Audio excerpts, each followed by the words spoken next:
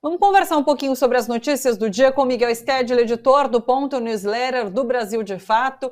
Olá, Miguel, como vai? Tudo bem por aí? Tá curtindo o feriado? Trabalhando, né? Assim como a gente. Sempre, né, Thalita? Boa tarde a todos e todas. Não falhamos, né? Para a alegria dos Não nossos falhamos. seguidores.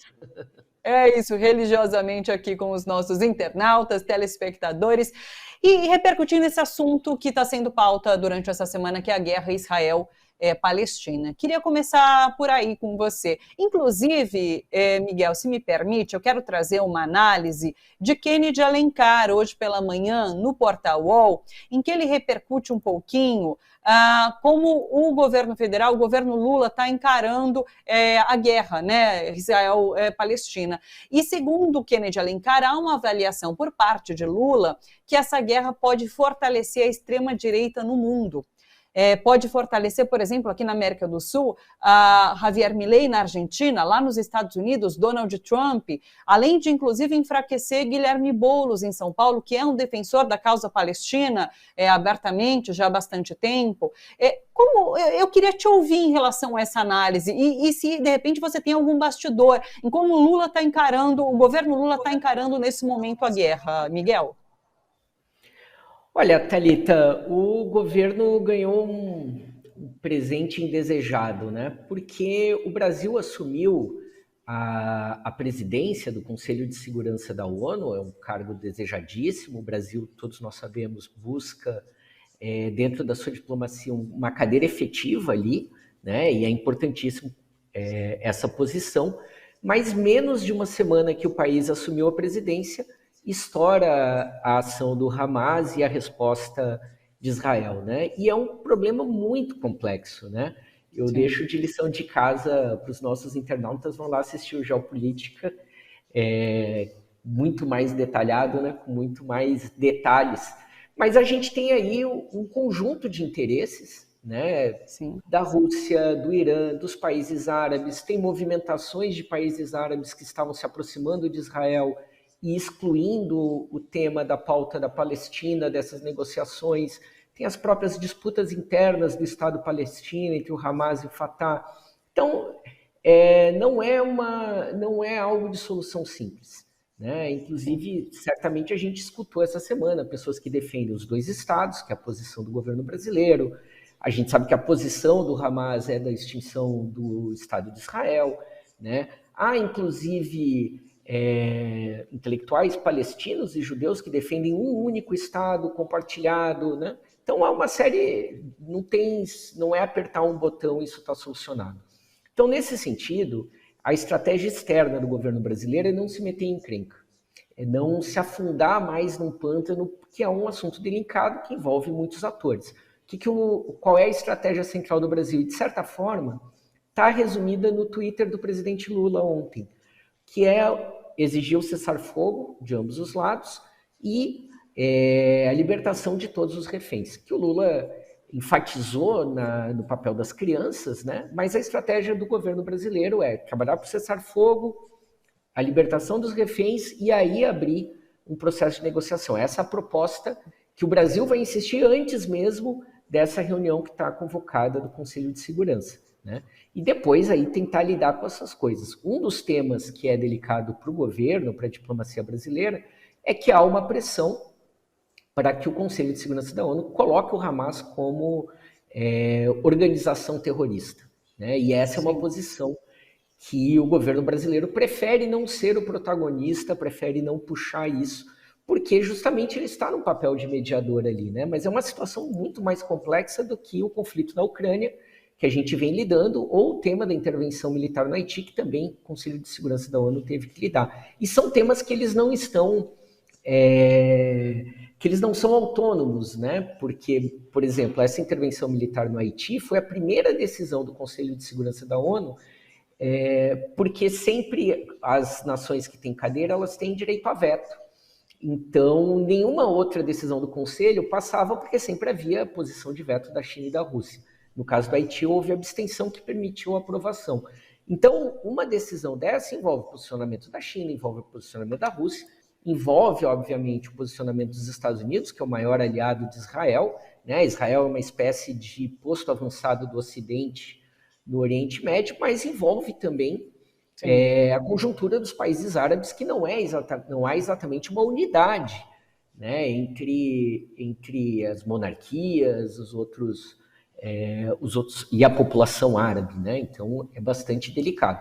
Mas a estratégia para dentro do governo é essa. Agora, na minha especialidade, que é a política, o governo estava esperando uma semana muito tranquila antes desses incidentes, porque o Arthur Lira está na Ásia, o Rodrigo Pacheco está na Europa, avaliando positivamente, inclusive, porque como a gente tem o feriado, acho que a gente teria ali um abrandamento daquela tensão que a gente vinha acompanhando entre o legislativo e o judiciário.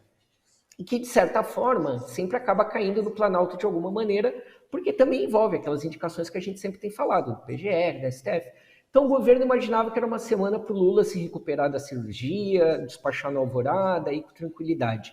Mas o que aconteceu? E aí eu faço a ponte concordando com a análise do Kennedy Alencar, né? A gente teve um movimento muito curioso e revelador, que a gente teve uma tabelinha, uma dobradinha aí de grandes veículos da mídia, como a Folha de São Paulo, em especial o Estadão, com a base bolsonarista das milícias digitais, espalhando e difamando uma série de fake news, atacando a esquerda.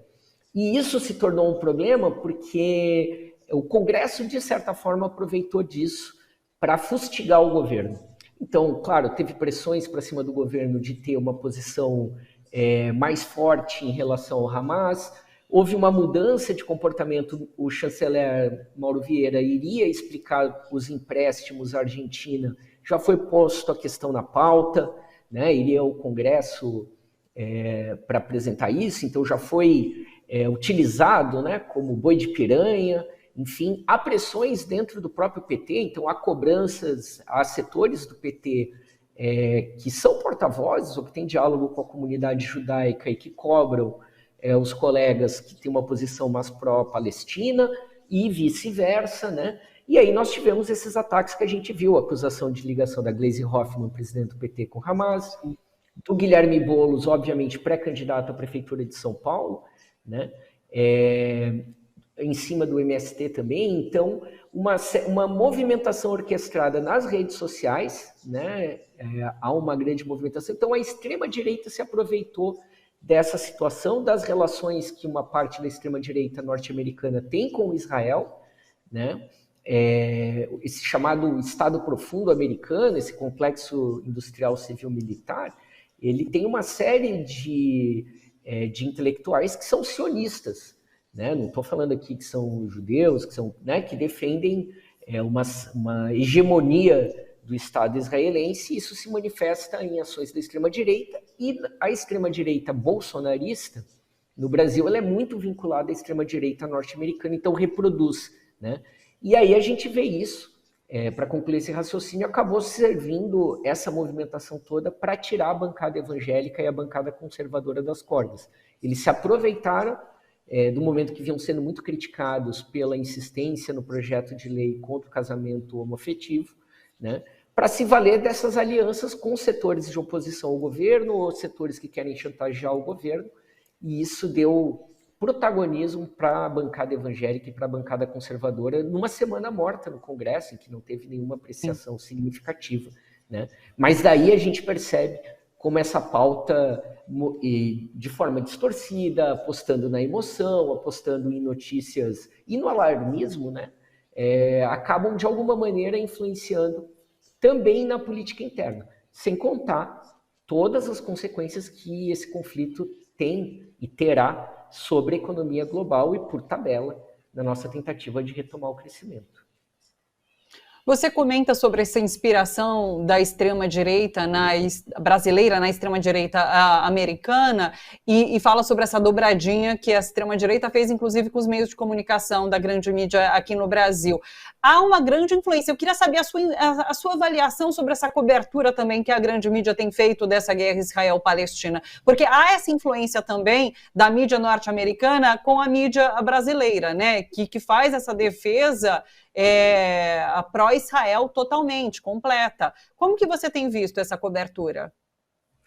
Olha, a cobertura da mídia nessa última semana, ela atende vários interesses. Você tem, por exemplo, o Estadão, que para além de vínculos com veículos internacionais como o New York Times, etc., ele ideologicamente, ele sempre vai adotar, ele vai defender posturas mais conservadoras, seja qual for o tema, né? E sempre vai vir com uma agressividade, com uma hostilidade muito forte, que é o estilo com o qual o Estadão faz oposição aos governos progressistas, aos governos de esquerda, né? Sempre Sim. com os fígados, né? Por outro lado, você tem um grupo de anunciantes, né? Como a gente aprende na faculdade, né? A notícia é o que vai entre duas propagandas, né? No jornalismo convencional, aí, na grande mídia, enfim, que influenciam, sejam porque são recursos norte-americanos, porque tem interesses, relações com Israel, etc., enfim. Então, também há uma pressão econômica que se coloca sobre isso, né? E, de novo, de maneira alguma eu quero generalizar aqui a comunidade judaica, né? Nós não podemos, da mesma forma, né, que a gente não pode generalizar a população palestina e igualar o Hamas, também a gente não pode... É importante, inclusive, lembrar que antes desses conflitos, a população de Israel estava presente maciçamente nas ruas Sim. contra as medidas autoritárias do seu primeiro-ministro, né? Então, a gente não pode cair em estereótipos, em generalizações. Mas há setores de anunciantes, enfim, que fazem pressão política, que têm esse posicionamento, né? Isso, digamos assim, na mídia mais tradicional, né? Por outro lado, e aí eu recomendo para quem tiver interesse, o portal A Terra Redonda, ele trabalha com muita produção acadêmica, com grandes intelectuais brasileiros, internacionais, inclusive, e hoje tem um artigo muito interessante sobre esse setor neoconservador norte-americano, como é que ele surge nos anos 70 e como é que ele se dá, nesse caso, a partir de intelectuais judeus de esquerda, inclusive, intelectuais que eram, inclusive, de movimentos trotskistas, etc., que acabam construindo uma teoria de que a única forma de impedir um holocausto, um novo holocausto, um novo genocídio da população judaica é ter um Estado forte o suficiente para protegê-la, né? E com isso acabam argumentando ou defendendo determinadas ações que Israel vem fazendo desde a década de 50, 60, enfim. E esses intelectuais proeminentes acabam ocupando postos importantes tanto no Partido Democrata quanto no Partido Republicano, inclusive na Secretaria de Estado, e vão produzir o que a gente chama de think tanks, né? Os institutos que produzem estudos, que influenciam, etc. Bom, tudo isso para dizer que muitos desses institutos se fazem presentes no Brasil através, por exemplo, a gente teve isso muito forte depois de 2013, da formação, da capacitação, da produção de militantes para o MBL, para esses outros movimentos que depois vão dar no bolsonarismo. E mesmo através das redes sociais, a gente sempre vê isso, em especial pelo Eduardo Bolsonaro, a gente sempre se referia ao Steve Bannon, né? Mas há uma linha de transmissão entre essa extrema-direita americana, inclusive de pautas, né? Essa pauta da liberação de armas, ela é muito mais forte na extrema-direita americana do que no Brasil, mas, de certa forma, ela foi importada, ressignificada e colocada como uma locomotiva do bolsonarismo também, né? E serviu para atrair esses setores. Então, sim, de fato, seja através de think tanks que financiam, que orientam politicamente, sejam pelas relações que o bolsonarismo tem e aí reproduz para sua base social, né? Com esses setores mais conservadores do Partido Republicano, essas ideias acabam chegando aqui de forma bastante distorcida, né, de formas equivocadas, e acabam levando uma parte da opinião pública, inclusive equivocadamente, porque se o bolsonarismo faz o trabalho sujo, a Folha, o Estadão também fazem, mais perfumado, né, com uma outra postura, né? Sim. É interessante, você fala sobre essa manifestação de israelenses nas últimas semanas contra o governo Netanyahu, né? E é de se imaginar que, nesse momento, Netanyahu faz esse governo de emergência, junta a oposição com base, e em tempos de guerra o país acaba se unindo, mas não. A gente comentou hoje no Geopolítica em Foco que uma pesquisa de opinião feita em Israel mostrou que 85% dos israelenses são contrários a Netanyahu e essa política que ele vem exercendo. Então, assim, há muita contrariedade ali em Israel em relação a essa política. A gente ouviu as frases, eu li agora no começo, né, as frases de Netanyahu, de ministros dele, em relação aos ataques contra a Palestina. Então, é importante a gente ver que a maioria dos israelenses está contra essa política que vem sendo feita por Netanyahu, e agora nesse governo de emergência que acabou juntando todo mundo, e Netanyahu tem carta branca, inclusive, né? É importante ressaltar isso.